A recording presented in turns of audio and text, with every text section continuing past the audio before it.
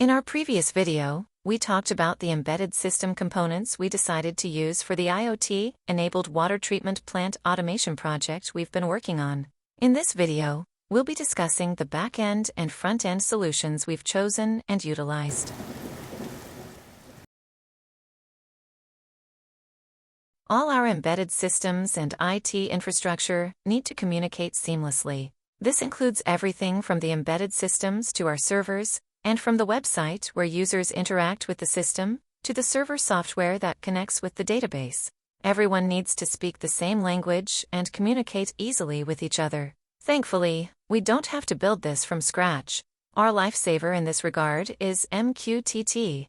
MQTT is a lightweight messaging protocol designed for low bandwidth, high latency networks, making it ideal for IoT applications. It enables efficient and reliable communication between devices and systems by using a publish-subscribe model. We could build the system's backend entirely with serverless solutions, but we can't overlook the advantages of a server-based system. With a single server, we can easily connect MQTT server, the web server, and the database, and we can communicate with the SMS service provider through the server. Having all these systems on the same server ensures seamless and high-speed communication. Maintaining a physical server and ensuring it has reliable, high-speed internet is challenging, so we'll focus on a virtual server solution instead. We could use several services, but I'll choose Google Cloud Compute Engine. Its user-friendly interface and easy integration with Firebase make it the best option.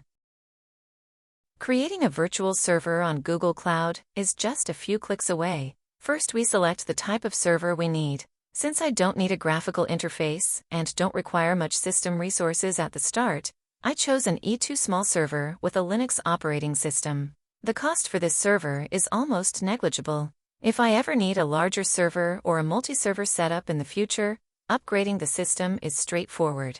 There are several ways to access your server, but I find browser-based SSH access very convenient for basic tasks. Just click the SSH button on the page where your server is displayed, and your server is at your command.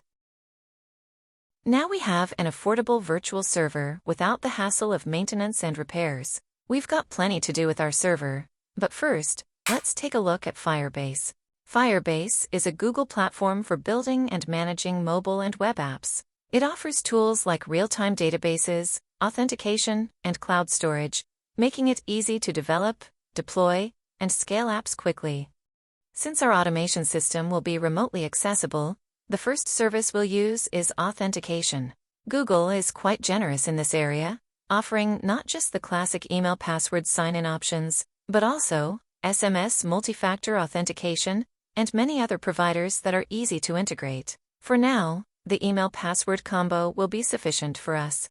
Another important service that we are going to use is Firebase Firestore. Firebase Firestore is a cloud-based NoSQL database that stores data in collections and documents, offering flexibility in data structure. It supports real-time synchronization across devices, making it ideal for applications requiring dynamic data management.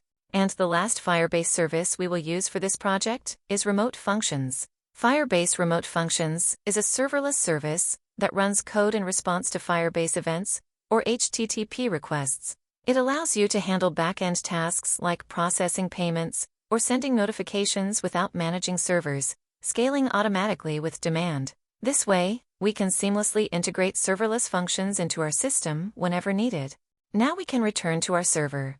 The first thing we'll do is set up our MQTT broker. There are various MQTT brokers we can use, but Eclipse Mosquito is a reliable option that's been developed for years and is written in C. Let's start by installing it.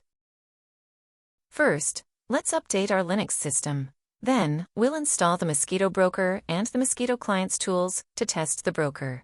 By default, Mosquito listens on port 1883 and allows anonymous access when first installed. We'll leave it like this for now. Later on, we'll add our SSL certificate to enable secure connections, and we'll also set up a username and password to prevent unauthorized access. In the next video, we'll get a domain name for our server and link it to our IP address.